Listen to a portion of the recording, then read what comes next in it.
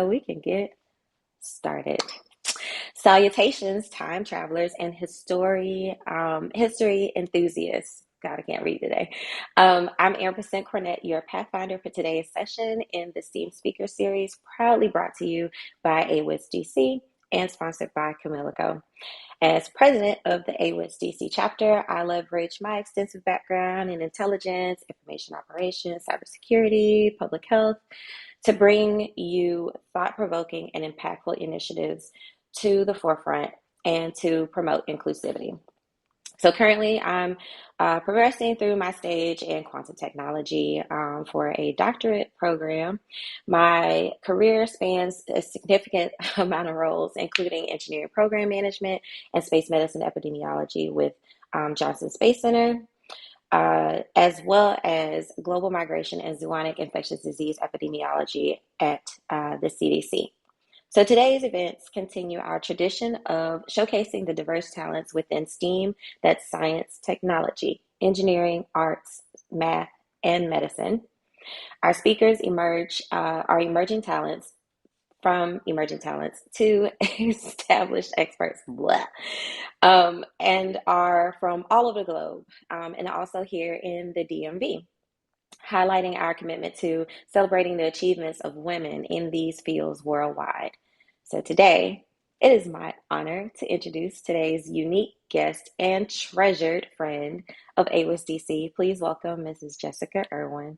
You saw what I did there? The treasured fit? No? Okay. I was hoping you heard that. I tried to interject. I'm going to try that all throughout this program. So just a little background on Jessica. So Jessica Irwin is an underwater and historical archaeologist. She has been working in the industry for over 15 years and has worked across the country and the globe. So Jessica has a bachelor's in anthropology. She also has a master's in history and is currently working on her own PhD. So go Jess. That's awesome. Jessica has worked on sites from every period of U.S. history, from the missions of California to the Civil War shipwrecks in South Carolina.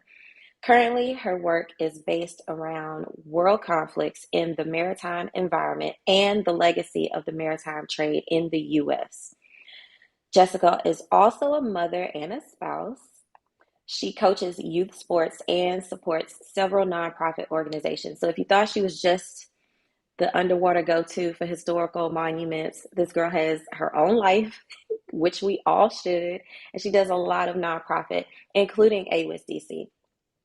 So Jessica stands as evidence of the depth and diversity of historical and underwater archaeology.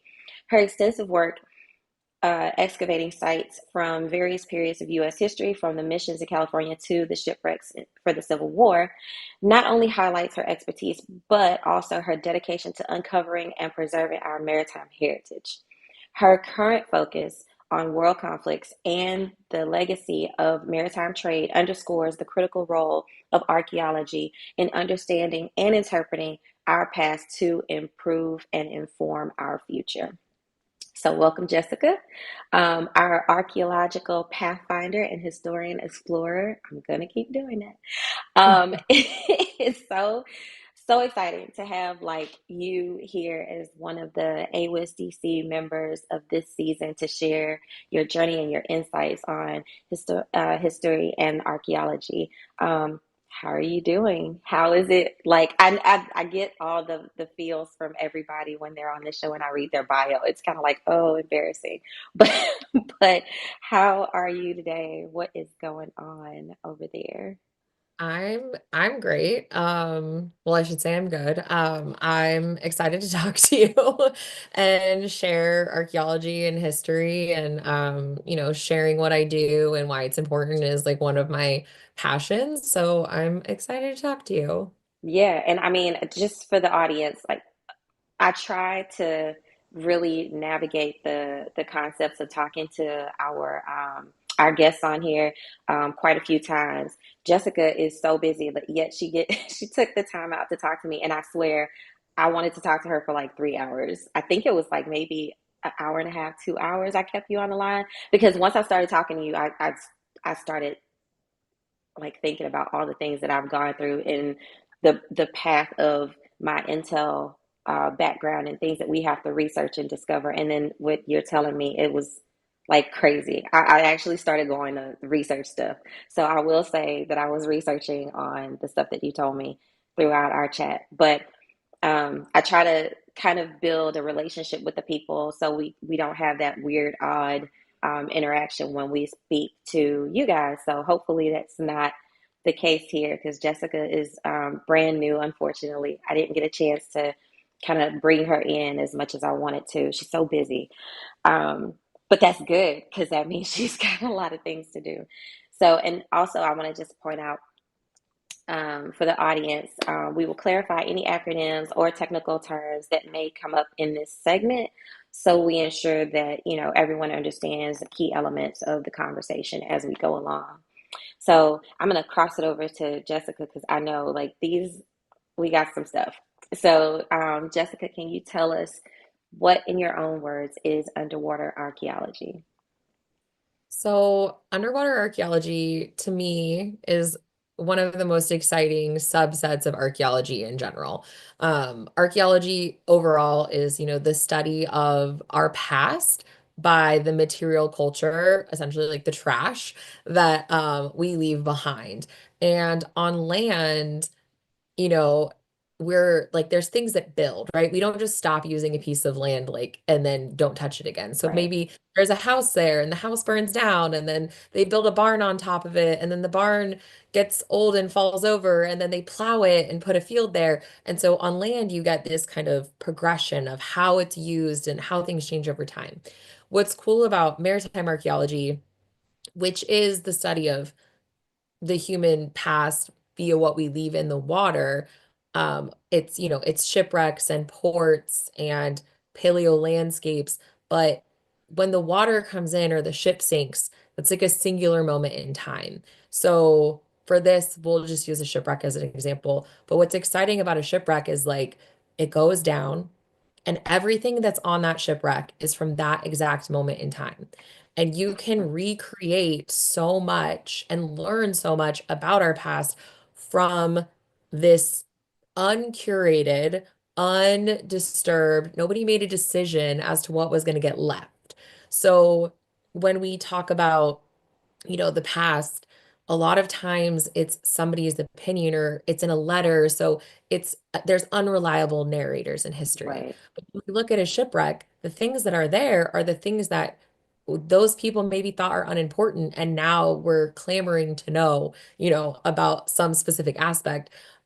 So one of my favorite professors, he used to joke like, people in history, like you don't know what George Washington's toothbrush or lack thereof was if he had one. But when Right. we have a shipwreck, you go into the crew spaces and you see what they brought with them. You see what items they had, what they felt was important. And so that is why, to me, like what makes maritime archaeology really exciting and interesting is that we get this kind of uncurated, uncontinuous occupation, sometimes hopefully undisturbed glimpse into the past. And it's like it's cool, it's fun. Yeah, that frozen in time concept just like reflects what I'm hearing. To know that, something is unattainable, untouchable. Like none of us dive as those death-defying depths that you do. But to know that there's some historical measures that we have not unearthed underwater and all that, that is just mind blowing to me. So you have to tell us. And I'm not sure if the Titanic or the Titanic 2 will come up in this conversation, but it probably will. Who knows? So, but let's start by sharing what drew you to the career in historical archaeology and maritime archaeology. Let's talk about that real quick. Yeah, I knew I wanted to be an archaeologist for like since I was like middle school age. Like it was something that I was really interested in because I wanted to understand exactly why and how we knew what we supposedly know. So when I'd read a history book, I'm like, yeah, but like, how do we know this? Like, who said it? Like, is this a 100-year-old game of telephone? Is there written records? Like, what is the evidence that this is actually kind of what happened? And so Right, that took me to archaeology. I actually thought in the beginning that I would do more like prehistoric, pre-European contact with the Americas kind of stuff. But as I got into it, I realized historical archaeology was kind of more in my alley. And historical archaeology is essentially, well, in the Western Hemisphere, it is European contact to the end of World War II. right, And so there's a written record associated with most of historical archaeology. Now, that written record is like written by white men who were searching for power and glory and riches, so it's not reliable in terms, and they don't, just like you don't keep your receipts from the grocery store, they didn't document every single thing that they were doing, and so there is a lot to learn there. right. Uh, I started out terrestrial. I started out on the land and I worked in the Caribbean. I worked on historical sugar plantations there, and I did some similar stuff here in the US in Virginia on presidential plantations. And what I realized was the questions that were the most interesting to me and I felt like needed to be answered were those that dealt with like early globalization, like how are people moving from place to place? How are goods moving from place to place? Um, and why is it important and how does that function? So I was more interested in these big questions. There's a lot of archaeologists who are very brilliant and really talented, but they're focused on one site for Right, years, or they're focused on one kind of material culture. So there's like people who know everything there is to know about buttons and beads and weapons. For me, I was like, I want to know the big picture. I want to put all the pieces together to understand all of it. And so that was maritime archaeology. That was underwater archaeology. That was where that was going to be. And then it didn't hurt that it's like I like scuba diving and which I want to get traveling. into that Yeah, and definitely. I loved being in the islands and the kind of culture and understanding that you get from small places. So it was maritime archaeology. So after a few years of doing terrestrial archaeology, I went and got a master's so that I could pursue underwater and maritime stuff. Well, so this is off the question balance that we had. But for those of you that are interested in scuba diving, haven't looked into scuba diving, can you give us like how you kind of went through your training and what levels of training that you have and your certifications real quick? Yeah. So I started out how everyone starts out, which is open water scuba diving. I did it. I was able to do it through my undergraduate university, but at the end of the day, we went to like a dive shop in Monterey, California to get the kind Okay. of final write-off, which anybody can do. Like you can walk into a local dive shop and get open water certification. From there, I did an advanced open water certification, some like rescue stuff. Just like there's a lot of like little certifications you can get in the kind of commercial like industry, tourism industry. When I was in graduate school, I became an American Academy of Underwater Sciences diver, which is something that you have to do through an academic institution. It's about a year of training, which gets you, I mean, they cover all of it. Like I did coral reef, like transplanting and black water diving and all Oh, kinds of wow. stuff so that you're equipped not only in your own discipline, but to help other people who are working in an underwater environment, even if it isn't necessarily archaeology. That way, if I'm like, hey, I need a diver or a dive buddy, I can pull a biologist or I can pull a chemist as long as they kind of have that qualification. And then from there, I got my dive master um, and have kind of built different certifications on top of that. I also have done training to be on ships. So, like firefighter training for on a ship, rescue training.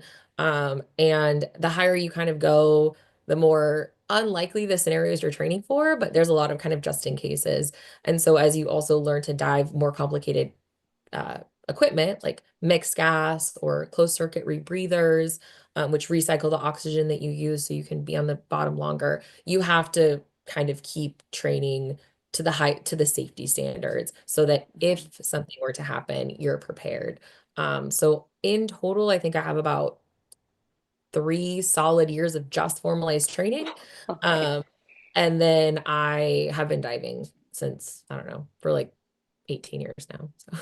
Okay. So there, yeah, I wanted to kind of put that out there so the audience knows like it's not just, a one-time thing where you go and you get this one certification and then you just build it's literally like being in a cockpit. You cannot go and fly a plane like a commercial airline without learning the basics, without doing instrument ratings, without doing hours of flight. Like it's not you just jump into this. And I get it. Like I'm not saying anything negative about any of the viewers, but I want them to know how extensive it is for going into this so that it's not just the archaeological background that you have and the educational fronts, but it's also the diving and the techniques behind it that you've also had to build on to kind of meld together and incorporate it into maritime archaeology. So that is really cool.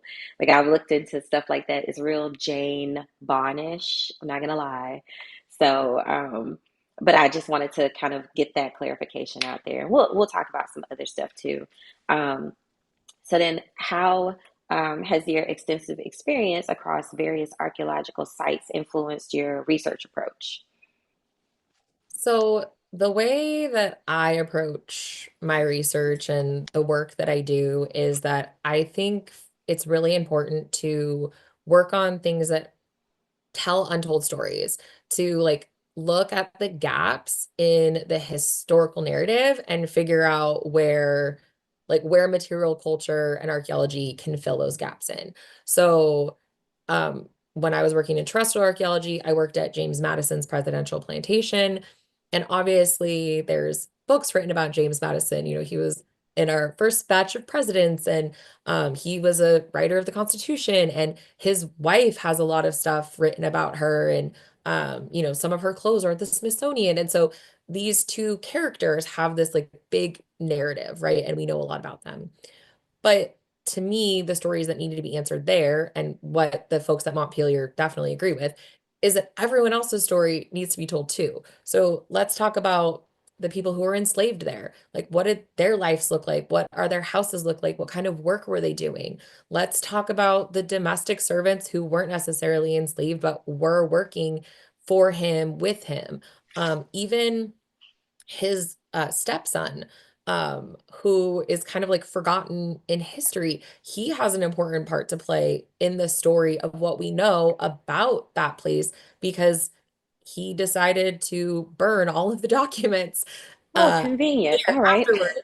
Because again, it was like to us, it would be like you went to your parents' house after they've unfortunately passed, and you're like, why did they keep every Walmart receipt, Target receipt, tax document? Well, 100 years from now, we're like Makes clamoring to see those things, but in the right. moment, it doesn't feel important. So, um, my approach to research is like, where are the gaps? Who are we missing? What stories are missing? Who can we find out more about? Because for a long time, the trend in archaeology and history was kind of this like great man, big hero, that's what matters. But really, everybody's history matters, and archaeology and history doesn't matter unless everybody is included, right? It Yeah. doesn't matter unless it is reflective of who you are, where you live, what you care about. And so my approach to research has taken that kind of tone overall, um, which makes it more challenging, but also more exciting and rewarding. Yeah, no, I mean, and these are things can't not talk about these things, right? They happen. You can't just avoid them. And that's really awesome that you're reflecting more on the overall instead of the one pencil point in the view of a US president. Like, are there any other presidents that you've looked at other than him or I worked at George Washington's childhood home, okay. which is called Ferry Farm. It's outside of Fredericksburg, Maryland, or Virginia, apologies. And so again, that's like another place where, you know, you think of George Washington, it's like the first president. Okay, he was this general, but his whole life shaped what he was going to become. Right. And so one of the really interesting things that they found there, this was before my time there, but I think is just like a cool story. They found all of these wig curlers there. And so Okay. that seems like kind of a weird thing, right? But you have to remember that every like judge, every lawyer, and it was fashionable for everyone to wear these powdered wigs. So what they think is, George Washington did not come from extreme financial wealth, right? It was mixed and up and down, was that his family was actually running a store for all intents and purposes that was maintaining, caring for, and recurling people's wigs as a financial mechanism to like keep them going. I had never heard that before. I've never seen it written in a book, but here we have this evidence of this, trade that likely the females in his family were participating in as they were trying to support him for his education, for him to Yeah. climb in status. Um, in addition to, they had domestic workers, they had enslaved people there. So there's just like that period of his life is also interesting. But to me, what's also more interesting is like, what are the women in his life doing to make sure that they're financially stable as he's a child, right? Like, Right. what are they eating there when things are bad? And we can look at like smokehouse remains and determine those things. So, George Washington and James Madison are the two presidents that I've specifically worked with, but I also worked in the Caribbean, where made popular by a very famous musical, a Hamilton was born on the other island that I've worked at. So I have a little presidential theme running through my career. Yeah, Um, maybe just a little yeah. bit. So I don't know it, well, I mean, look, I'm interested, so we're gonna take it there. Do you mind sharing about the whole Caribbean archive that you were working and like the discovery and the Hamilton piece? Can you talk? Because Hamilton, let's talk about it. It's a huge play. When that thing was on Broad, like the original Hamilton, I hated that I did not see the original characters. But just can you go into that spiel before we keep diving Yeah. into, because this is killing me. It's so interesting. Yeah, so I actually was there this summer and I started my very first like archaeology experience was on this island. So there's an island in the Caribbean called Nevis, and this is the birthplace of Alexander Hamilton. He wasn't there for very long, but they do mention it in the musical, so it kind of like gained this Right. popularity. And his home is still there, as well as the plantation structure that his uncle owned is still on the island. Neither of them Okay. are operational. But what's really interesting about Nevis is that it passed through colonial hands, right? Dutch, English, there was lots of contention. But it was primarily a place where sugar was grown and harvested and distributed. So with sugar agriculture comes a huge number of enslaved people that are there. And this Right. island was like used to the point where the only place on the island that has any native species left is the very top of the volcano, because every other inch of this island was used for sugar cultivation. So I worked on a very specific plantation that was the longest operating plantation on the island. It operated from the mid 1600s all the way into the 1960s. Oh, Um, wow. and so what these specific folks did was as people went out of business or as people struggled, they would buy up other I plantations already knew it. Yep. and they would lease them back to the owners, and the owners would grow the sugar, but then they would like process it and distribute it, right? So that's why they were able to stay for so long. And then as things kind of progressed and sugar fell out of fashion and went in other places, they switched to cotton, they tried indigo, they tried a few different things. But what's really interesting about this specific plantation and the island in general is that the jungle has taken it all back, right? So Wow. as people left and things changed, the jungle has taken everything back, and everything there is invasive and wants to hurt you. Like everything has thorns or, sap that's acidic. But that has also allowed for mass preservation. So we can see the evolution of how that industry changed, how the people who were living there changed. where different people occupied at different times to now that the majority of the people who live on this island are descendants of enslaved people. And they have taken back like the island and the story and the narrative. Um, and it's a very, very special place. Because there are things that are like through lines, like the way that people from West Africa made ceramics and pottery they brought to this island.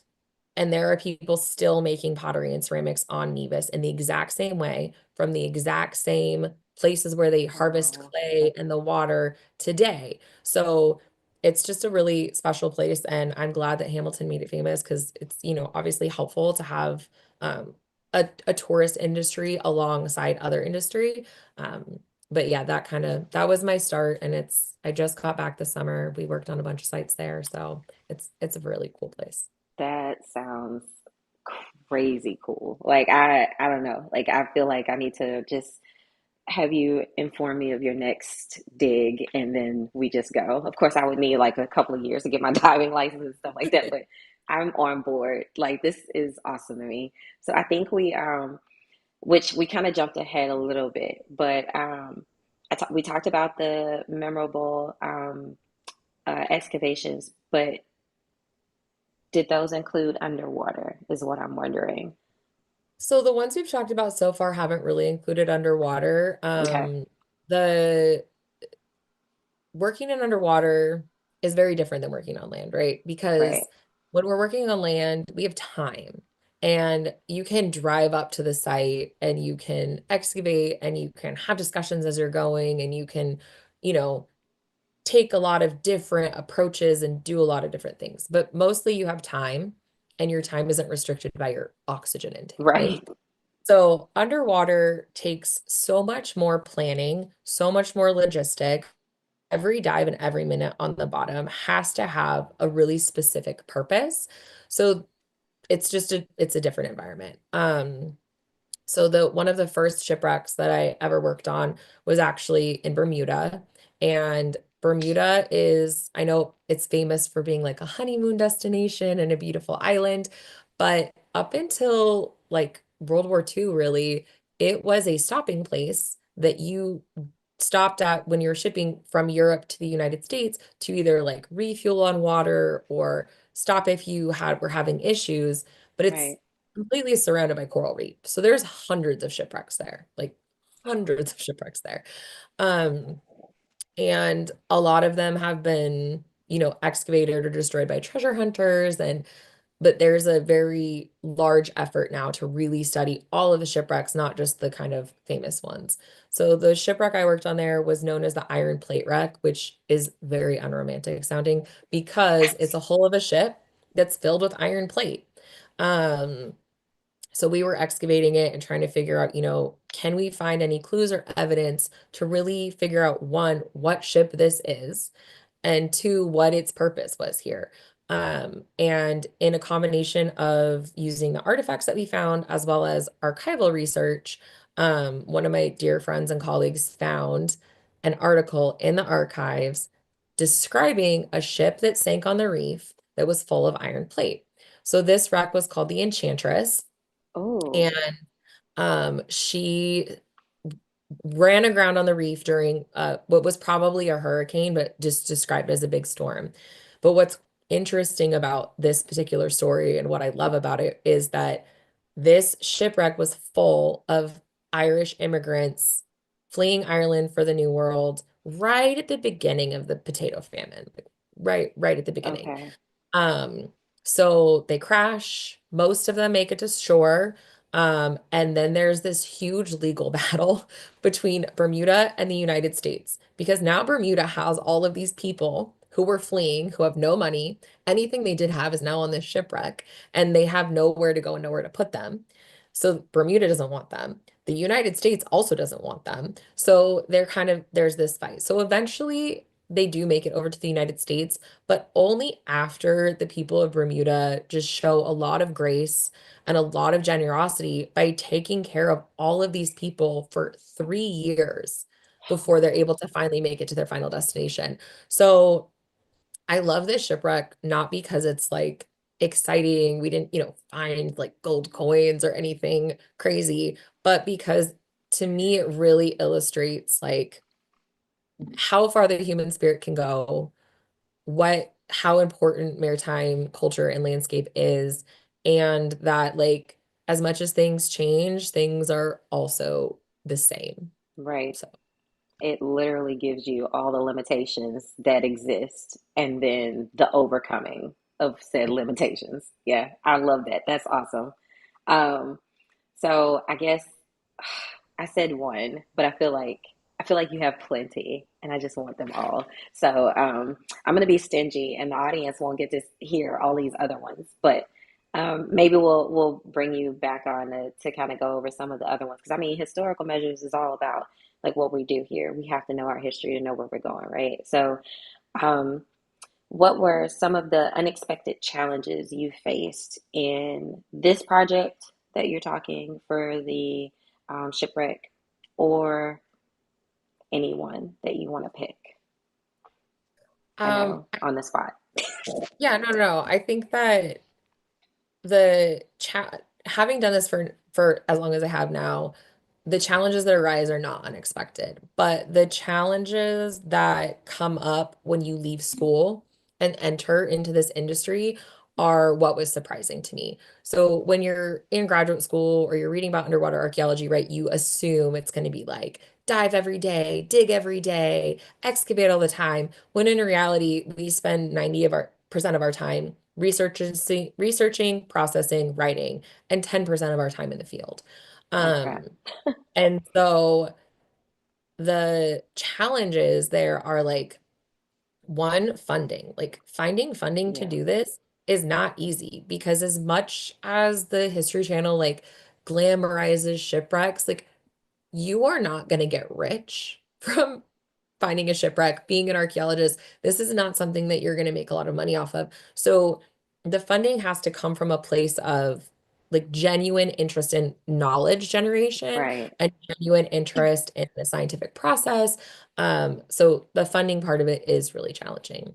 The other part that is incredibly challenging that I think that people really forget about, and sometimes even I forget about it when we're planning, is the remoteness of so many of these Oh, places. So even when I was working in South Carolina, we were working on a ship that it was a floating machine shop during the Civil War, and it was a Confederate ship. But what they would do is they would move it into different locations so that it wouldn't be found. So in the marsh, low country, intertidal area of South Carolina, Georgia, in some parts of North Carolina, it's vast. And this area was used for rice agriculture. So there's all kinds of channels and things there. But the tide differential there can be up to 25 feet, which means that that's 25 feet of water coming in and 25 feet of water going out every single time the tide changes. oh wow, So okay. that's hard. That's hard to operate and that's hard to sometimes the boat ramp you want to use is like not in the water today. So even though it's like close, it was close by, the amount of planning and coordination that we had to have to get to that site for one day was extreme. Like sometimes we could only get there for one day in a whole week. And then when you're out there for one day, maybe you get a slack tide, which is the time between the tide going out and the tide coming in, where it's easier to swim and navigate. Maybe you only get a 45-minute slack tide, which means you can only dive for 45 minutes that day. So you have to make every single one of those minutes count. And so I think one of the biggest challenges is creating teams and projects where your objectives are very clear so that Right. every single dive and every single minute counts, because going back to the funding aspect of it, you're not like maybe you get say $50,000 to complete this whole project. Well, you're really only getting 45 minutes of research done. So that 45 minutes is incredibly expensive and incredibly valuable, and you may never be able to recreate.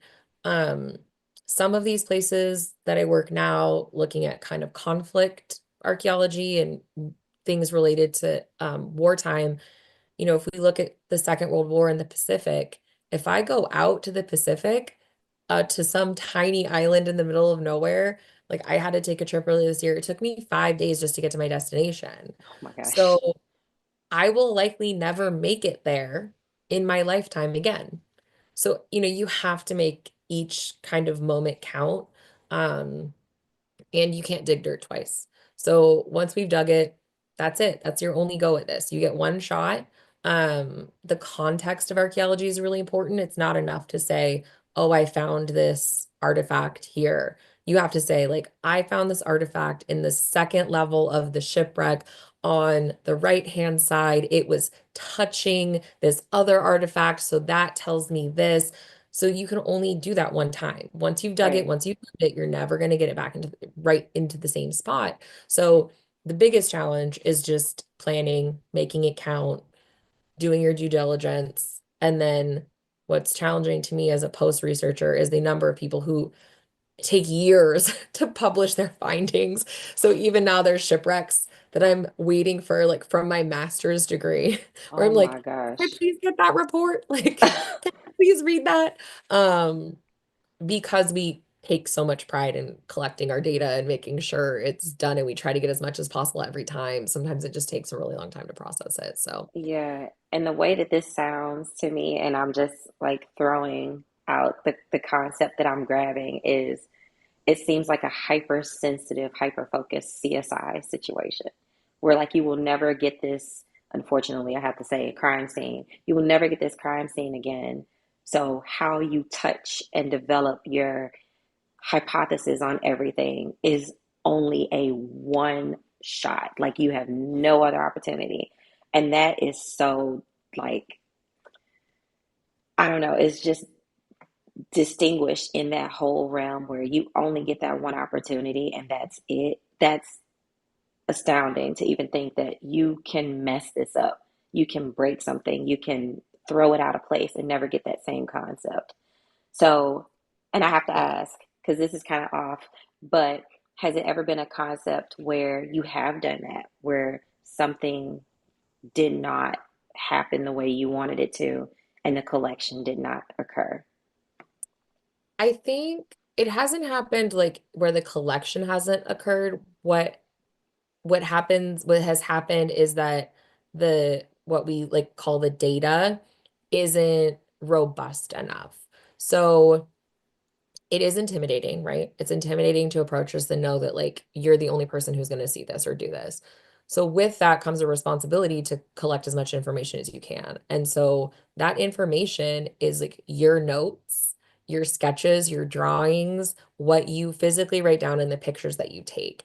And so everybody is very like generally careful in the field, very like good about it. Where things can tend to fall short is like you go back and look at somebody else's notes, right? Because some of these sites are worked on for years. So you Right. go and look at someone else's notes and you're like, why didn't they write this down? Like, you know, um, again, it's just like the historic record. Like they assume, like we might assume that something is really obvious or something is really inherent, or why would I need to explain this? Because it's so like it's common knowledge. But what's common knowledge right now today is not going to be common knowledge a month from now, a week from now, a year from now, 100 years from now. And so that's where we get the shortfalls is like good notes aren't kept or records are lost or somebody does a really good job excavating and then the pictures are atrocious or terrible. Ugh. It's you know there's always those kind of data shortfalls. Um, which there's new technology now that it's making it better and easier and much more robust, which is amazing. But some of the coolest shipwrecks like were excavated before those things existed. So there's a tension of frustration and admiration, right? We're like so grateful that this work happened and that these things took place. But then there's also a tension where you're like, oh, if only I had this other little piece of information or data. It can be challenging. Yeah, and you sound like everything that you just explained sounds like an intelligence analyst. I'm not gonna lie to you. where we have to look at all of the historical measures, how people act and how people see their cultures and the significance of things, and then figure out how to tactfully and technically look at this data and figure out what next is happening and how to figure out a second and third order of effects to prevent conflicts. It's literally like all wrapped into a bow, except it's archaeology, which we need because we need things like that. Like we can't do our job if we don't know our historical surroundings of the areas that we're looking at and we're focusing on. So you are important, I'm telling you. You have no idea. That's why I'm so excited. It's really crazy. Like I can't keep still. Um, so can you share let's see. I don't know if I want to ask this one, but I feel like we've already done it. Sharing insights from a significant historical archaeology project on land that has complemented your water explorations. Yeah, so one that we haven't talked about yet, which I think is also really relevant to kind of just general science. Um, in South Carolina on Paris Island, which is a Marine Corps base there, there is like a museum and archaeology and everything, but part of the reason that they have that and it's so robust there specifically is there is a site called Santa Helena. And what Okay. this is, and there's like a healthy rivalry between St. Augustine in Florida and Santa Helena, is what is possibly the seventh New World. So they had an earthenworks fort there. Um, they had a cemetery, they had, occupation, but over time it has, eroded away. It's covered with a golf course now. So this is this terrestrial archaeology site. In accompaniment with that is that it has, with global climate change, been eroding at a really fast rate. So about half of the fort now is in the water. Okay. Um, so there is a newer sect of underwater archaeology called submerged paleolandscapes. And what this is they're using tools to figure out where prehistoric settlements are offshore. And it's not something that I do. It's very complicated and very scientific, but some of these techniques were able to be applied to the Santa Elena site to see kind of where pieces of the fort were. Um, the fort kind of came to not more national attention because during a hurricane, a bunch of oak trees blew over, and in the roots of the oak trees were human skeletal remains from the cemetery from this super early occupation site. That site was eventually abandoned. The people who were living there were taken by conflicting native folks, and so it has a whole kind of contentious history. But the other thing that is really cool about it that's relevant to maritime archaeology is there was a Spanish shipwreck that was also lost at the same time. And we have not Okay. been able to find that shipwreck. We have been looking for it for a very long time. But this particular area, the sand comes in with every hurricane and washes out and comes in. So it could be under up to 50 feet of sand. Like we don't know. But it's a wooden shipwreck. So your usual tools like a sonar, which uses sound to look at the Yeah. floor, or a magnetometer, which uses the Earth's gravitational field to see where fluctuations are based on where there's metal underwater. Um, are not as applicable to a ship that was built using tree nails, which are like wooden nails that you put in and then you put a little wedge in them and hammer them in, and then the wood expands and holds everything together. So we're hoping that there's like still cannons on this shipwreck, but those cannons were likely moved into the fort as a defensive structure. Um, so, it's a cool site because it's like really early contact. There's native folks from the region, and the Spanish government views all of their ships, no matter when they sank or where, as still their own property, right? So Okay. if we were to find this Spanish ship, they would be like intimately involved in the process of excavation and preservation. And they have been really great supporters and helpful with the whole Santa Elena excavation investigation because it's a part of their history just as much as it's a part of our history. So, I mean, that's a cool one. I didn't get to do a ton of stuff on it. I got to like help with the ground penetrating radar and then we call it mowing the ocean, where you just like drive back and forth with your sensors looking for a shipwreck. So it wasn't like as sexy as it might imagine, but it's a really interesting story and a really interesting and beautiful place. Well, I mean, and that's so you talked about how funding was a big thing with you guys. So you're saying that Spanish government is like all influential into their own shipwrecks, and so are they financially supporting some of this as well? Like I'm assuming they're sending their people, but are they also providing some type of financial support in excavating all of this for the project? I know that they have like given grants before in the past for the search for it. And I think they've given some grants for some different preservation things. Like they found like a well and it had a lot of artifacts and stuff in it. So they did support some of that, but not as much as you would think. Like they're, it's kind of like, well, it's kind of like the US, right? Like we have ships all over the globe that we are technically responsible for. But asking an agency to manage upwards of 5,000 ships just from the Second World War is a big ask, right? And so what the Spanish and the French and the British government tend to do too with ships of exploration is that they want to say and they want to participate in the research that's being done. They want to make sure that it's not being exploited for financial purposes. That's good, Um, yeah. and that when things come off of those shipwrecks, they want to say and where they end up, right? Like they don't want people blowing holes in shipwrecks for treasure to just end up in some rich guy's living room. They Right. want them, it's all of our history. It does no one any good to be sitting in someone's like personal private collection. Makes sense. Yeah. I'm just wondering the international aspects and the international funding of something that, if you're gonna consist of a sacred kind of structure where it's the Spanish or it's the, European or whatever the case may be, if they're as apt in supporting financially, strategically, putting people on ground and things like that. So that's really cool that you get to do like kind of like an international kind of concept with this too. So it's not just US stuff, it's international. So that's awesome.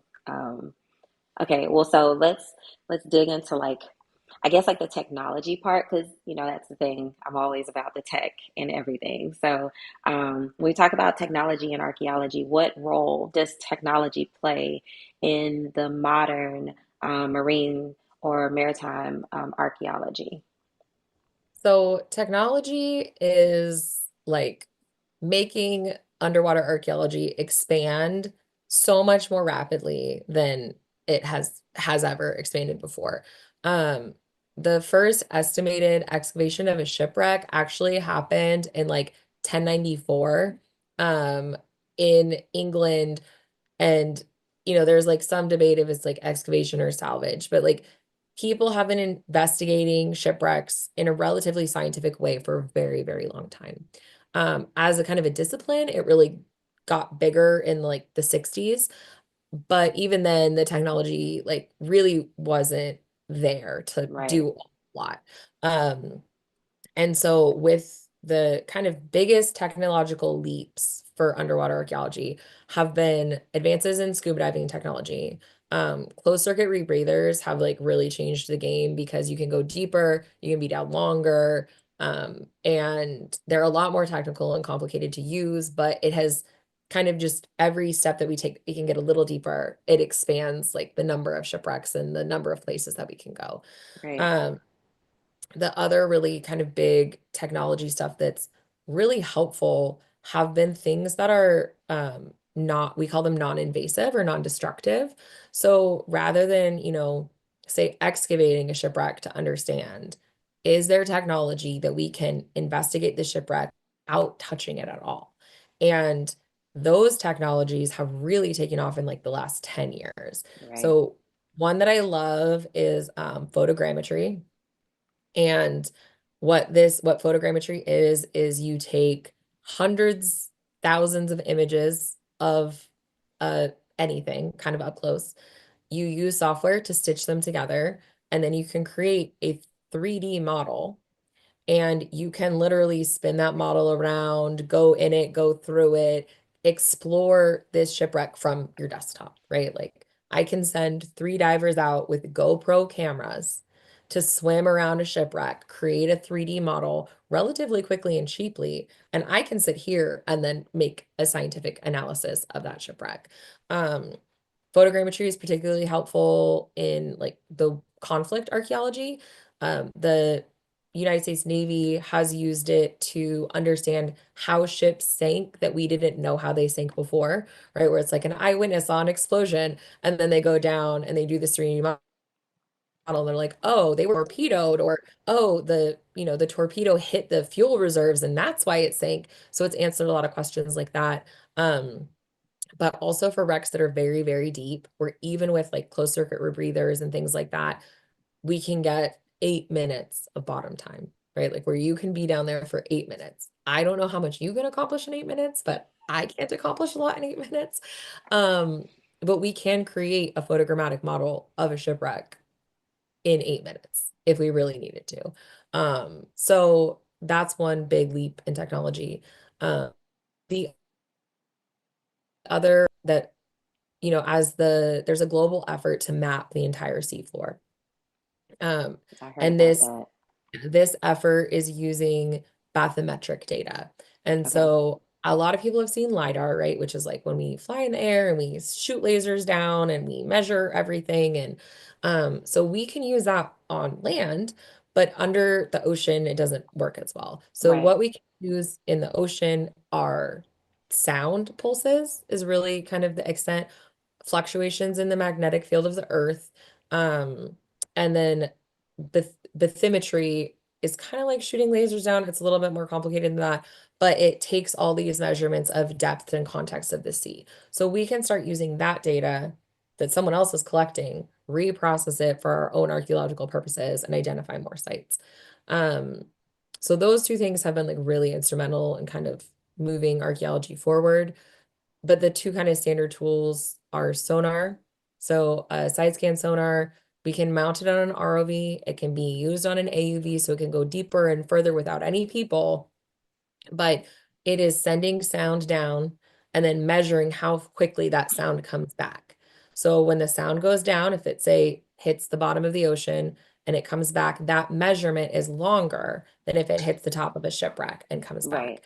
So we send out thousands of pings per second to create an image made of sound of the seafloor, and we find a lot of our targets, whatever you might be looking for that way.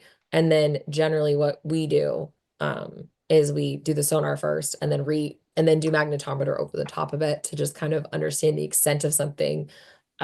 Recently, I think about a year ago, a bunch of people announced like, oh, hey, we found Amelia Earhart's plane. Look at this sonar image of this airplane. They literally just went out like 2 weeks ago, a different group with a magnetometer over that, and it's just a geological feature. Like it's just a rock. Oh Because no. sometimes, but like when you're taking a picture with sound, you don't know what it is. It might Right. be a similar shape, it could be close. We see things all the time. We're like, oh, maybe that's a shipwreck, maybe that's a landing craft, maybe that's an airplane. But then when you go and examine it with another tool or a diver, an image, you realize like, oh, nope, this is not what we thought it was. Bummer. We have to go look somewhere else Right. now. So, And I know this is like this is the techie coming out of me.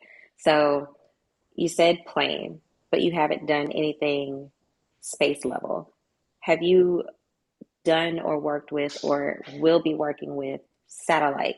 Because I know satellite is becoming a thing where some archaeology programs are going to be able to use satellite imagery, satellite beacon, the opportunity of taking that satellite trajectory and building all of the information from the sea, the earth, the actual tectonic, like the going into the lower level plates and like doing a little bit more of a deeper dig than someone with a physical opportunity to dig in these spaces. Are you going to be working with any of that, or do you know anything about the specifics of how satellite is going to be used for archaeological finding and restoration?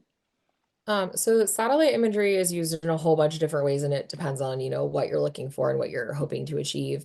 For terrestrial archaeology, satellite has been used to kind of like look at, like they just announced that they found a whole giant Mayan city in the Yucatan because they can take satellite imagery.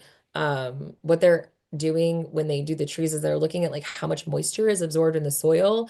And if there's less moisture absorbed, it's because there might be a stone structure underneath that's not allowing that. So that's kind of how they're using it on land. How we're using it in maritime archaeology is not for that. We're not using it for site discovery. Um, what we are using it for, though, I feel like is equally important. So one of the things that has been happening relatively frequently is that groups from different countries, specifically third world countries, send out illegal salvage operations to get scrap metal from shipwrecks. They literally will go into the sea, use a giant claw, scoop up an entire shipwreck, even shipwrecks that are considered war graves, protected, Oh anything. no. They will load them on board, take them ashore, and scrap them. So, what we're using satellite imagery for now currently is almost like crime scene investigating what has happened to some of these ships. So, there has been, I think it's like nine now. I think it's between seven and nine ships that have been taken like this. And the way that they figured out who did it and how it happened is one, we knew the location of the ships. So using satellite imagery, we could go back in time and see if there was any ship over the site, Oh, right? got So it. that's one way. So some of the satellite imagery we're using is monitoring, like monitoring the sites that we specifically know about. The other thing that they were able to do is some of these workers who are working at the scrapyard posted pictures on Instagram and on TikTok of these ships coming in, and they comment how there's human remains falling out of them, or that, oh, look at this bell that I pulled off the ship that says the ship's name on it. Oh my Um, gosh. so with that, they've been able to kind of geo-reference where those images were taken and get satellite imagery of the actual scrapyard where they're breaking these ships down and see the progression of them being pulled apart and resold for scrap metal. So we're using satellite imagery more for monitoring and protection purposes rather than discovery of new sites. Um, and that might change in the future, but that's kind of the main application for them for underwater archaeology at the moment. Okay. And I mean, I just, there's some people that would love to know how new tech is coming along. Because I mean, Elon Musk has like this big satellite, you know, project that just went up, and you've got Starlink, you got a whole bunch of other things that are like out there. And people don't know, some people aren't really aware that the entire globe is covered with like these literal surrounding like force fields of satellites from everyone. Everyone has satellites. So we always like to kind of go into the deep dive and figure out what you all are using, and how. So I thank you for that. That's awesome. So let's talk about more of your community and nonprofit work, because that's the thing. Love that. You've held several roles in nonprofit organizations. So, how do these experiences complement your work in archaeology? So, one of the things that I tell people when they ask me if they want to be an archaeologist or how to become an archaeologist is that being an archaeologist and getting an archaeology job is really hard. I am a spouse of someone who was active duty military for a very long time, which meant that I got moved around. And so, what I always recommend is that you look for things that are adjacent to your passion, right? For me, it's archaeology. So, I looked for positions that were archaeologically adjacent, which led me into nonprofit work. So, I've supported nonprofits like forever. I think I sat on my first board when I was like 15. So I've been involved in nonprofits for a very long time, but I was able to work for an environmental nonprofit for a number of years that really was like more valuable education, I think, than anything I've ever like gotten in school.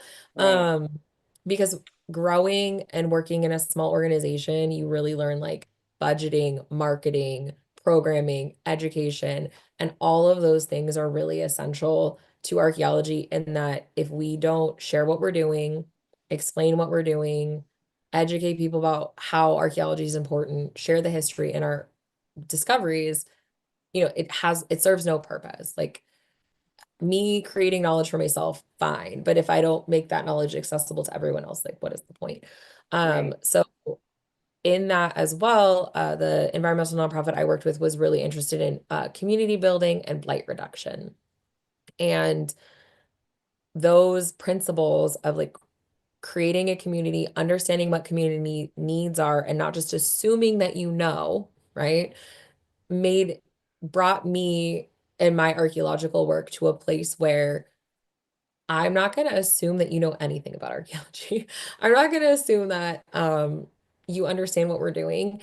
And that in my archaeology communication work, it is really important to give people the building blocks, to give you the very Right. basic, to bring it down to like the lowest level.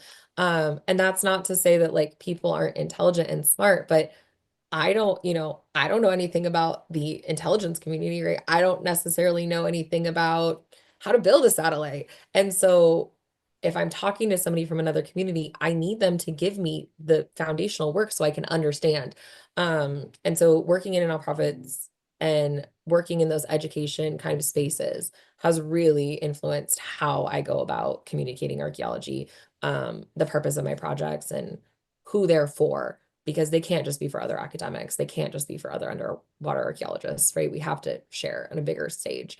Um, and so yeah, and I mean, doing stuff for other people, like working in community spaces, working in nonprofits is, yes, it's like an unselfish act, but it's actually really for you. Like Yeah. doing things for other people makes you feel Personal better. healing. Yeah, Yep. it's better for you. And so, you know, it I'm trying to instill it in my kids. I try to still do it. I sit on a nonprofit board now and try to volunteer where I can and try to make sure that I can do things like this. I also do work with Skype Scientist, which is elementary school, any teacher can ask for a scientist to come and speak to their classroom if it will supplement their lesson plan for free on Zoom anytime. So Nice. I try to do things like that, but yeah, nonprofits been a part of my life, probably will be forever. Yeah. And here, same here. And I mean, look, take it down to like the only thing that I have is elementary archaeology, where I used to draw dinosaurs as horrible as they looked. And that is it. Most of us have childhood memories of wanting to be an archaeologist, go dig up dinosaurs and stuff like that. When you hear this and you know that people actually went and did just that, only they've made it more broader and then singled out one particular thing that just made them feel like that essence is there. This is so comforting to me because because my mom was just like, girl, archaeology, you already said you were going to be a doctor, a scientist, archaeologist. Pick one, pick something. And I picked all. So I love hearing about the things that I did not get the chance to pick. This is absolutely awesome. So when we're talking about, community efforts, we all will already dive into like educational initiatives. So let's talk about that. So how do you incorporate educational outreach into your archaeology projects?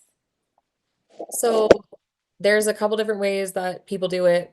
I do it a little different than everyone else. When I am physically someplace, like when I'm in the Caribbean, when I'm physically in a location that is not here, we'll do a community outreach night. We'll do a day where anybody can come and ask us questions. We'll invite community stakeholders out to the site if we can. Underwater, it's not as exciting because like a lot of times we can't let people dive with us because of like insurance purposes. So it's not always fun to like sit on a boat and watch somebody's bubbles. But if someone wants to do that, like we try to make that opportunity available. I have been making an effort, and I think a lot of my colleagues have to share what we do and how we do it on social media. And I feel like that's like a cop-out answer, but I think that there's so much like just nonsense out there about archaeologists and what we do and how we research and what's real and what's history and what's not, that it's important to bring like voices that are informed into that space. I I fluctuate from being so grateful that I didn't have social media growing up to wishing that I had seen women, Yeah. mothers, Yeah. people who just didn't exist when I first started out. Like I was so desperate for a mentor for like the first like 8 years of my career. And there was no women who also had children working in underwater archaeology, period. So, to try to be like that voice and do that and then bring humor and be accessible, is kind of where my education reach really like is focused. And I'd love to do more of it. I'd love to see like a woman host on like the History Channel or National Yes. Geographic, who's like not a celebrity, like an actual archaeologist who just had like her own show. It'd be Oh, great if it was like we do me, here, anybody. right? Yeah, like it'd be great if it was me, but really I'll take anybody. Um, and the other part that I think is really important is a lot of the people that we see presenting archaeology and history are not archaeologists and historians. They're Right. not. They're people who had an agent, people who are in media, people who have a great screen presence, right? They're, really fantastic. But at the end of the day, they are not archaeologists and historians. They're taking other people's work and effort and presenting it. And Yep. I would rather see the people. Like I'd rather see the people doing the work. Um, and so I try to be that on the socials. Um, and there's lots of other people doing the same thing. And there's people who do a really excellent job, much better than I do, because I have to fit it in between everything else. But that's kind of where my educational focus has been recently. But we also, we'll go do a community meeting, we'll invite people out, we'll try to make it accessible. Um, and there's lots of opportunities for people to participate in archaeology, not necessarily underwater archaeology, specifically in the DMV. There is an organization called Archaeology in the Community, and they have a ton of events. They're based in Alexandria. They have days that you can come and dig with them. They Oh, do a really?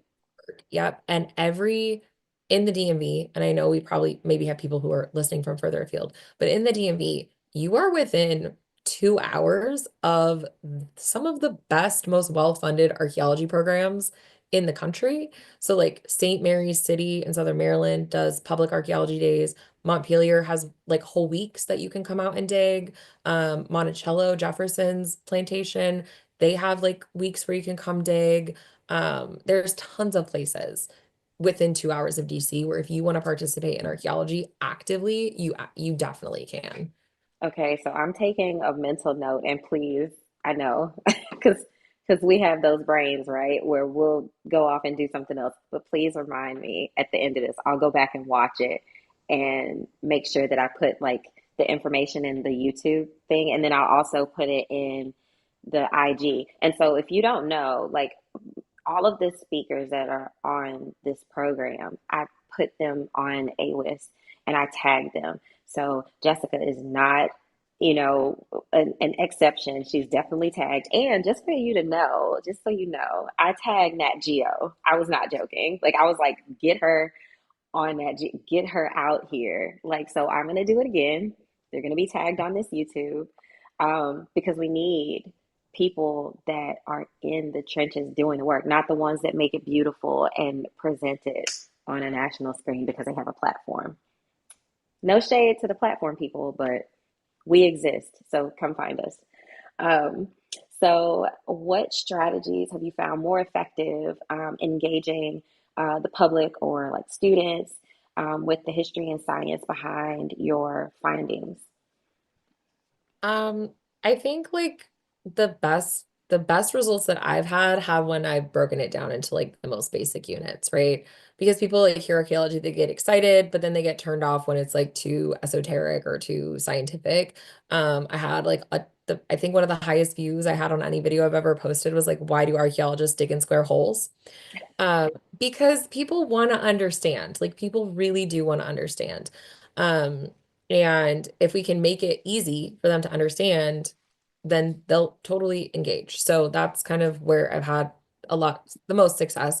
Um, but I think the other thing is there's a lot of us working on making archaeology feel like something that's not up on this pedestal that you can achieve. Like we are not a club that you're not welcome in. Like if you want to come, come, and we will embrace you. And many of the people who know a lot are not necessarily archaeologists, but they're contributing in a way that is supportive of archaeologists. So there was a gentleman who I worked with in South Carolina who built ship models, and that was like his passion and his hobby.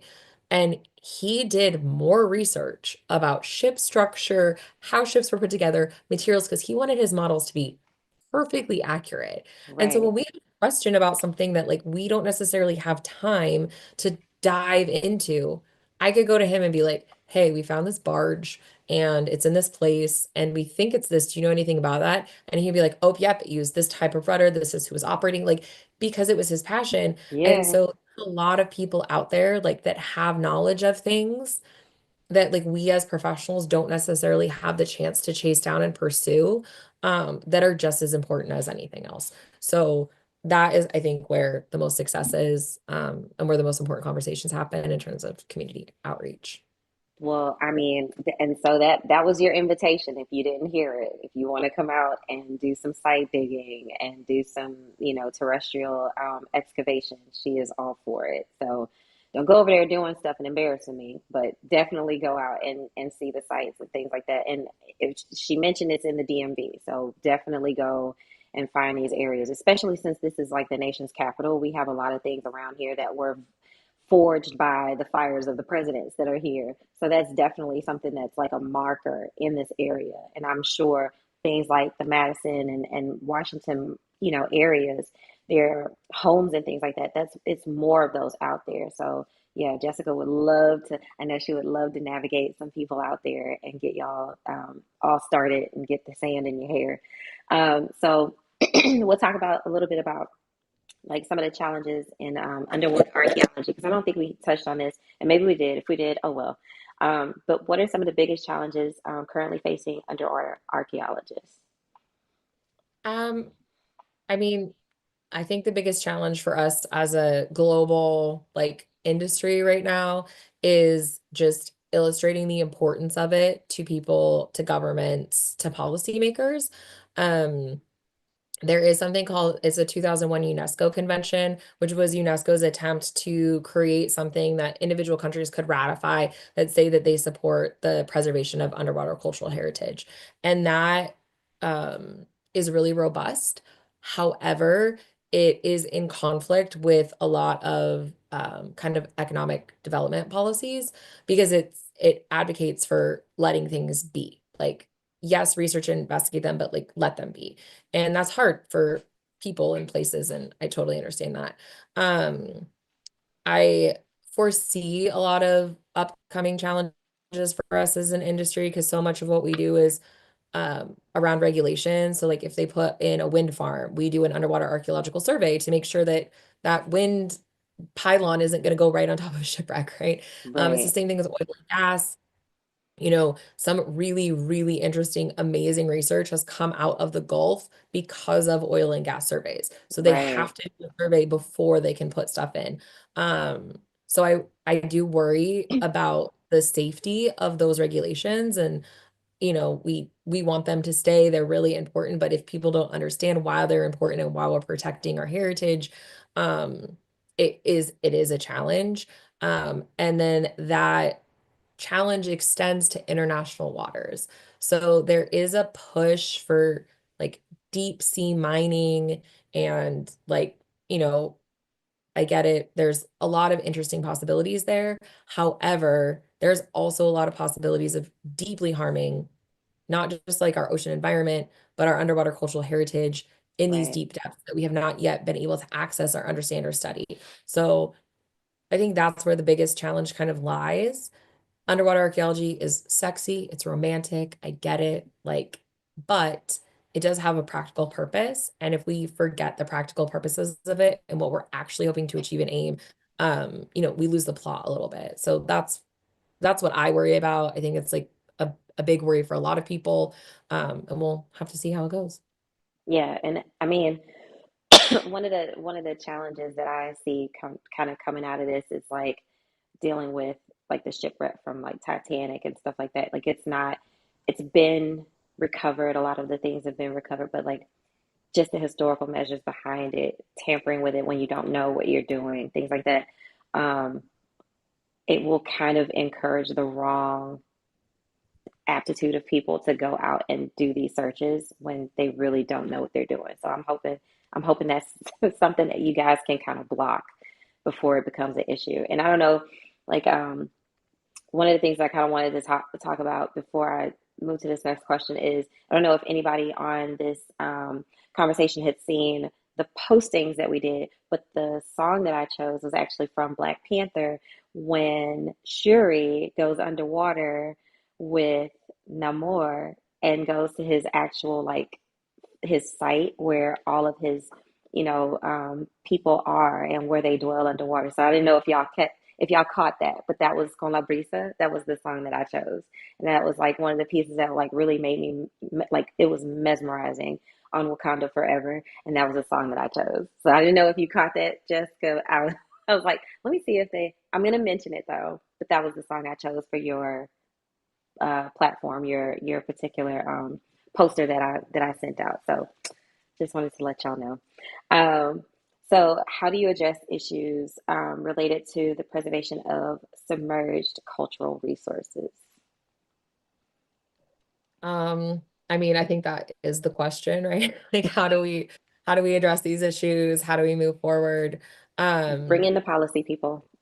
yeah, it is, I think a lot of times in the policy realm, archaeology and historical and cultural heritage preservation work is looked at as um kind of the first thing to kind of get rid of, which I understand. Like if there's people who are starving, there are people who are in like great need, and when you look at the need of who's here right now and what they actually need versus the preservation of something that's hundreds of years old, like I do understand that, and I think most people in Right. our field understand that, and we're working in these communities, and so we are deeply affected by it, like we're not, we see it. Um, and I've worked in like the deep south. Like, I see the issue of doing archaeology next to a place that's massively polluting, that's dramatically affecting an impoverished community. Like I see it. With that in mind, I think that I want to take care of people and I want people to be healthy and safe. Yeah. We are a blip in the timeline though, right? Like we are a blip in the timeline. And so it is important to preserve these places, to understand these places. And if we don't have the means to fully investigate something that we find, like we should leave it alone until those means are available. Right. Um, One of the things that I like joke about is like, it's been there, it's fine. Like it's been there, it's been happy there. Like it's okay. Like this shipwreck hasn't been touched, it's happy there. If we can't do it properly, let's wait until we can. Yeah. And so I think that's one of the things. The other thing is that we have to figure out a way to get everybody to understand that it's not for you, right? Like in terms of like if you go diving on a shipwreck, pulling a porthole off that shipwreck, that's not for you, right? Right. That's for everybody. And if Right. everybody takes a little piece of the shipwreck, it's going to be gone. You talked about the Titanic, and I appreciate that people are excited about this one shipwreck. It is one of 1,000 interesting, complicated, important stories that we spend so much time and resources like looking at. And because it's become so popular, every time one of these expeditions goes down, they are doing detrimental harm to that shipwreck. So we have to decide like what is more important? You, blip in history Blip as in an history. individual, going to see this shipwreck with your own eyes, or the preservation of that shipwreck for a long time. Because we don't know what technology is going to come that we could study it and understand much more about it. I can tell you right now, in 1960, those folks never thought that some of the stuff like LiDAR that we have now was going to come around. That was not something that we anticipated.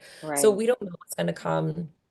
So it is important to preserve, to protect, so that we can investigate in the future. Like if we can't do a good job now, then we should be there.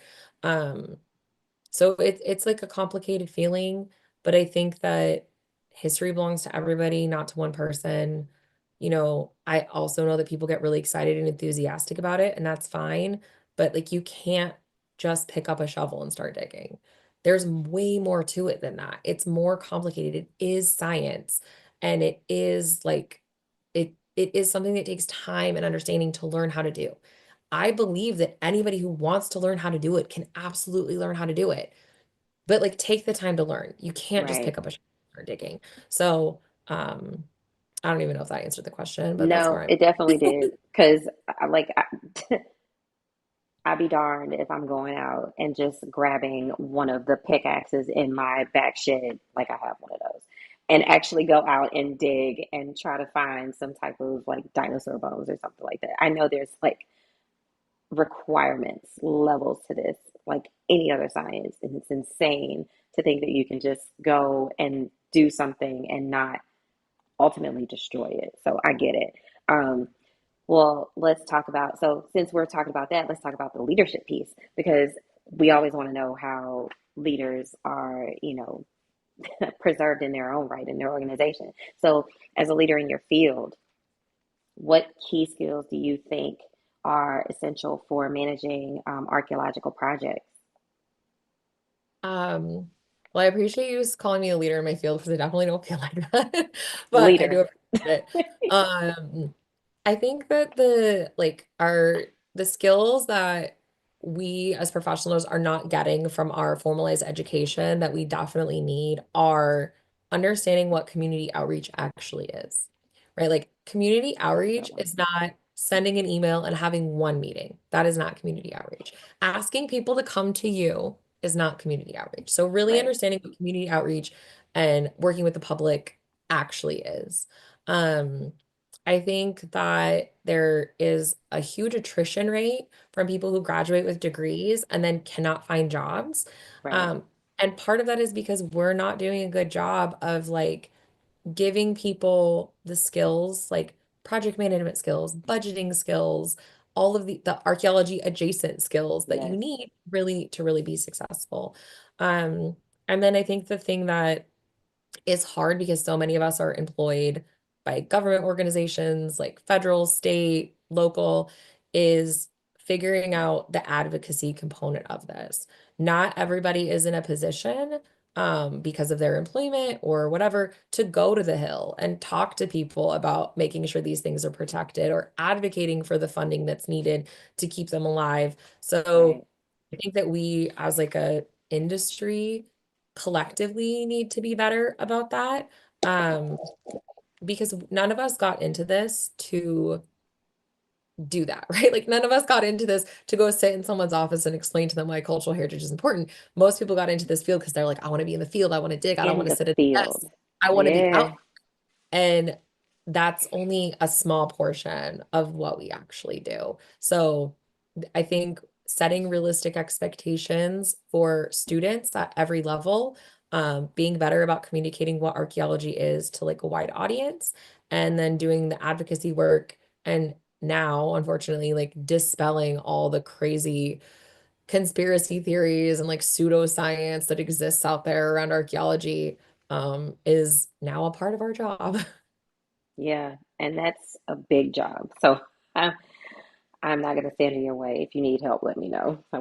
I will send you people. I don't know who, but I will send you people. And when we talk about this and talking about on the Hill, this goes right into policy and advocacy. So, with extensive policy writing experience and your management of cultural resources, what legislative changes do you advocate for to protect both underwater and terrestrial archaeological sites? Um, there's like two things on my wish list, and I don't know if these are achievable. But one of them is actually like almost a removal of some legislation. A lot of legislative bodies in the United States have the exact number of funding like written into the legislation, Okay. which was written in like the 60s and hasn't accounted for like inflation or price changes. And it is really scary to reopen legislation around cultural heritage because it can be a very like, why do we need this issue? And so people Yeah. are hesitant to open the legislation because they worry that if they open it, what else is going to get stripped out, right? Like we need to open it because $12,000 a year for an archaeologist as a starting salary is no longer sufficient. But if we Oh, open that legislation, are they also going to remove compliance completely? So one okay. thing that I wish is like those hard numbers got thrown out of the legislation. Um, in the United States, we're lucky that things that are considered historic is anything that is 50 years or older, which is fantastic. In other countries, they've codified it as a specific year, like anything after 1920, anything before 1920 is historic. They wrote that without the idea that like time moves on, right? And like Yeah. as different things become They looked at the historic. Mayan calendar. So again, like I want those hard, that hard number. I would love those to be taken out of legislation. Something that I would love to be legislated, and for policy to really incorporate is more of like the British model, which currently the only places that require a cultural resource assessment is things that use federal or state dollars. So if you're going to build a road, archaeological assessment has to take place. Wind farm offshore, archaeological assessment has to take place. And that comes along with like an environmental impact assessment. And so that kind of regulatory thing that happens before these big state and federal projects. Um, I would love that to be applied to commercial projects, period. Because there have been plenty of instances where they're building a mall and they find archaeological resources there, but that's a private enterprise on technically on private land, so they don't have to do the cultural resource compliance part of it. In other countries, any commercial anything, whether or not state and federal dollars are involved, required that compliance component of it. And so I would love for, and not just archaeology, like environmental too. Um, because, there, like there's this guy in Alabama who does grasslands work, and the last place that these species of native grass existed got ripped out for, a gas station. And so Oh, like I would love to just see like across the board, the compliance policy that we have move beyond just state and federal dollars and be applied to just commercial in general. But yeah. And I don't think like, it's gonna happen soon. well, we're gonna put it into fruition here. So I'm just gonna let you know we've already talked about it. It's happening. Like we're gonna find some people to help you with that. I promise you. Um, so advocacy for any of these changes at the policy level. Do you have any like personal insights on that, or can you not do that because of like position or like your job and everything? I personally cannot advocate. Like I personally am in a place where I cannot go I to the figured Hill or that. the state and advocate. However, I can explain where advocacy is at for us as an industry. There are a lot of professional organizations within archaeology. So there's the Society for Historical Archaeology, the American Academy of Anthropologists. There is the Society for American Archaeologists. So there's these big, robust professional organizations, and all of them have a committee and board members that do advocacy work. Um, with that in mind, that's nobody's full-time job, right? Like that is like these people are professors or in the industry, and this is something they do in addition to Yeah, their regular careers. secondary. So, that's that's one hard part of it. There is one day every year where everybody goes to the Hill together and tries to advocate, talk to lobbyists, you know, that whole thing. Yeah, Um, Not all of us can participate in it for a variety of reasons, whether it be we can't all afford to fly to DC, or we have positions that it creates a conflict of interest. Um, but there are people actively working towards this. And the other good thing about archaeology is like we are happy to overlap, right? Like we work with the historic preservation industry, we work with the environmental compliance people, like we all are in different fields, but like we're working towards like a common goal. So we try to be friends. no, and I think that's working amazingly because I mean you have to have friends in these games that we play. Like you can't just be tunnel visioned and work for your own direct purposes. If you don't have the alliances of other organizations, it's gonna fail. Um, so with that in mind, future of archaeology, specifically maritime archaeology. Where do you see maritime archaeology heading in like the next decade? I know that's a time jump, but next decade, I think in the next decade, I hope that maritime archaeology expands. I hope that it gets better, bigger and a better understanding. I hope that more nations value their maritime heritage. Um, I think that actually in the US, we do a good job of like valuing most of our maritime heritage. You know, we have tall ships you can go visit and aircraft carriers that we've preserved and maritime heritage museums. So I do think that we do a pretty good job there. But that's not the case in every place. So I do right? hope that that expands in other nations, that they really understand the value of it.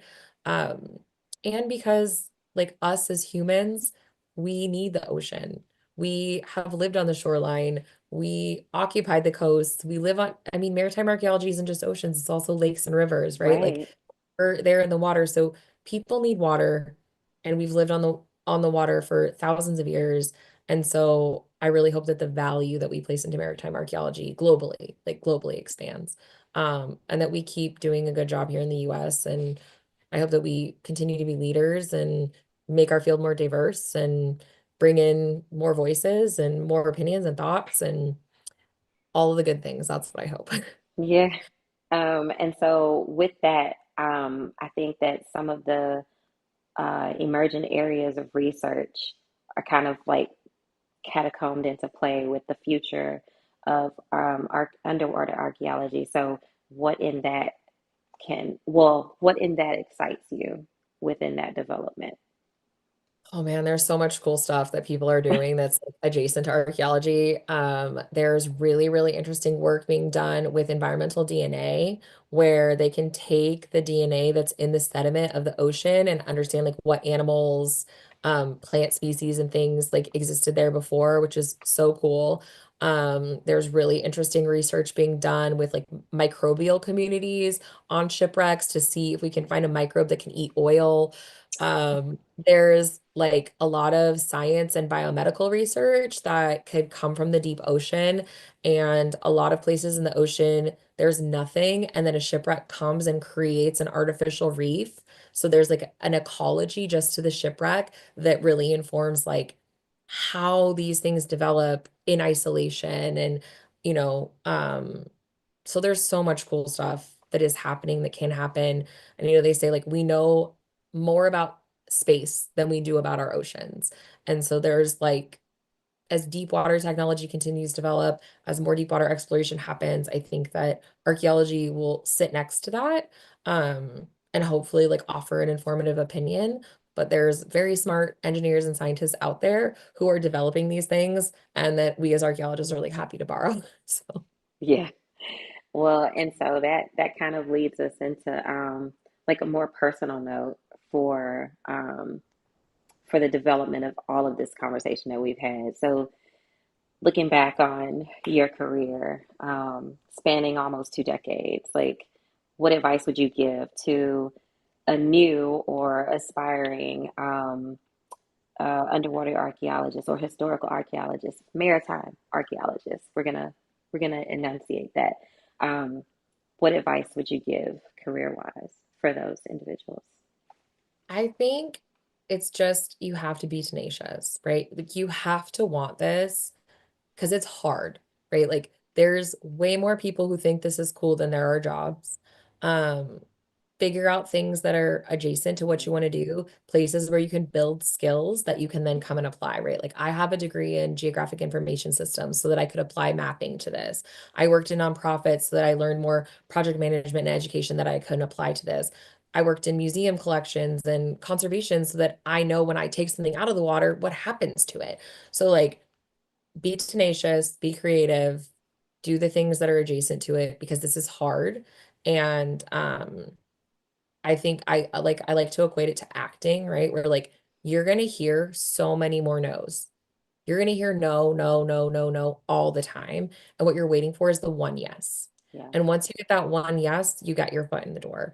Um, so you have to figure out how to make it work because the other thing about archaeology is this is still an industry that has a lot of very privileged people because you taking an unpaid internship is not a realistic thing for most people.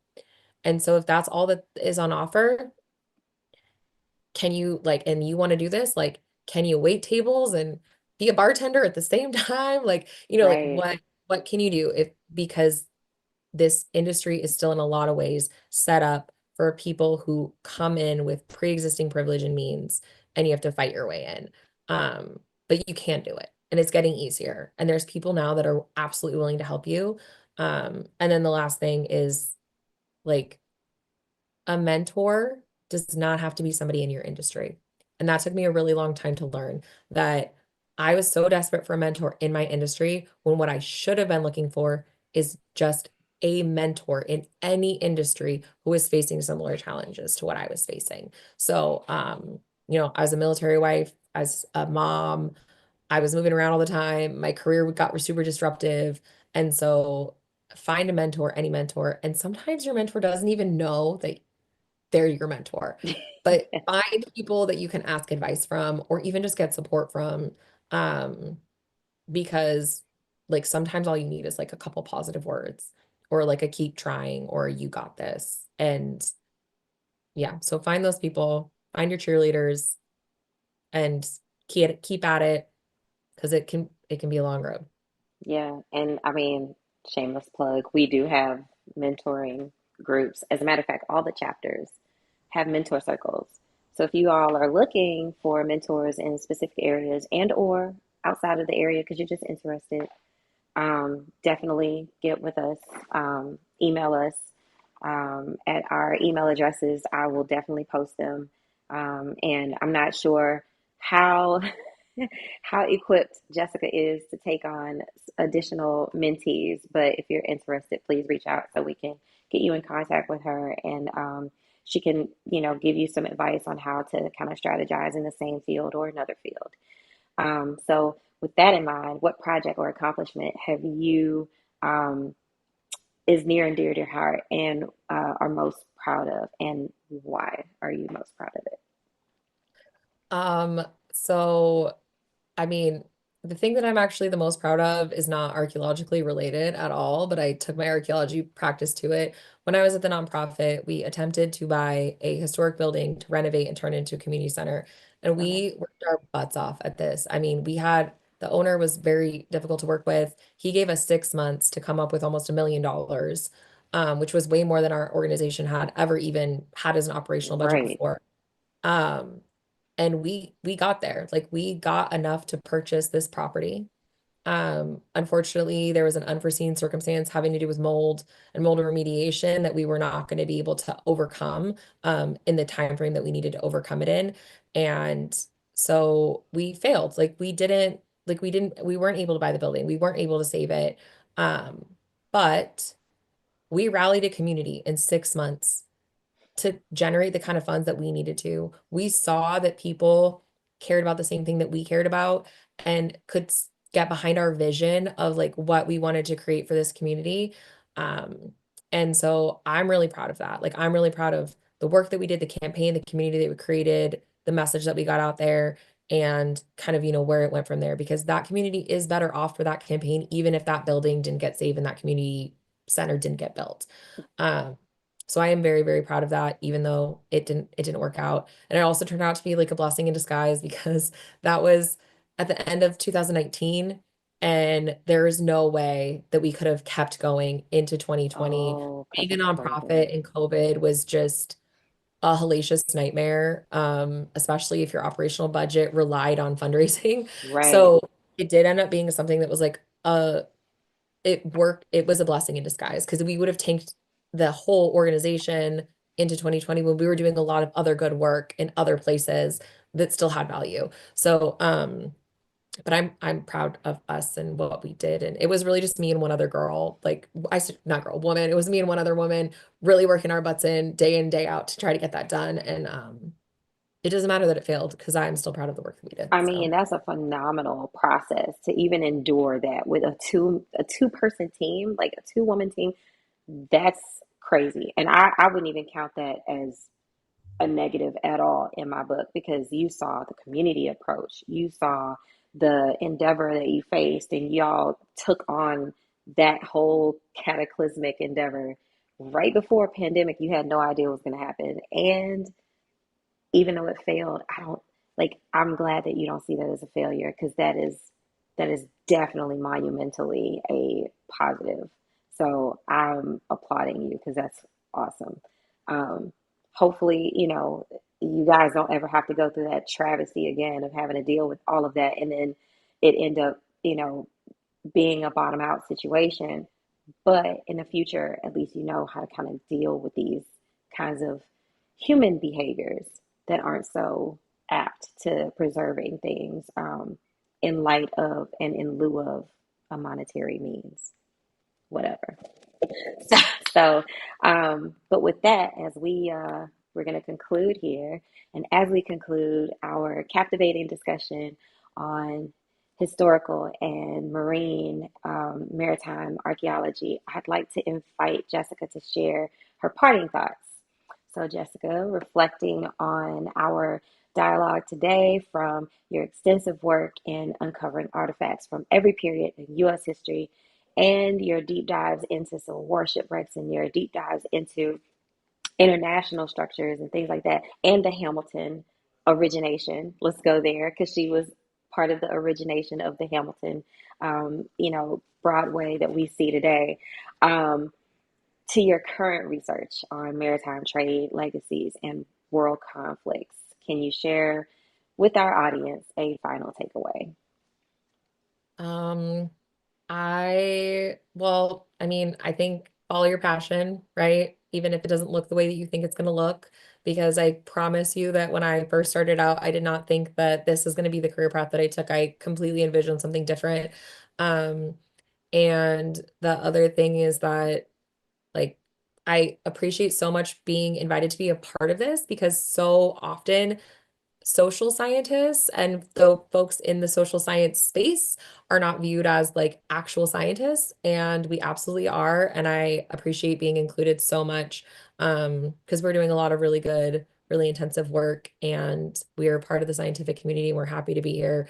And you can always reach out to me, or archaeologists are so excited to talk about what we do. Like, not ever be intimidated to approach an archaeologist. We will happily talk to you all day long. So, yeah, I'm just really grateful to be included and to be here and have this conversation with you. I enjoyed it. I'm not kidding. Like it actually ran over a little bit because I had like a time hack and I'm so sorry. But I got really immersed again. This is going back to the previous conversation that I had with Jessica, like offline. You guys can totally be jealous because she's mine to talk about all this other stuff when you aren't available, but definitely find her on Instagram, find her on YouTube, track her down on LinkedIn, and connect with her because she has ways of you contacting her for sure, following her journey, and following other people that she's interacted with. It's amazing. I'm following her. AWS is following her now. And we couldn't be more proud to have you amongst the circle of exposure to sciences and technology. We love it. Um, so, with that in mind, we want to thank Jessica Irwin for her invaluable insights today, especially on the maritime and historical archaeology and the in depth conversation that she's shared with us. We hope this discussion has provided insight to a really cool and exciting opportunity into the science that even I didn't expect. Um, and that it inspired you to explore and deepen your engagement with archaeology, armed with new and renewed enthusiasm and understanding, especially if you used to draw dinosaurs like I did back in the day. Did not look like dinosaurs. I cannot draw to save my life. But please keep an eye out for our next guest in the Scene Speaker series.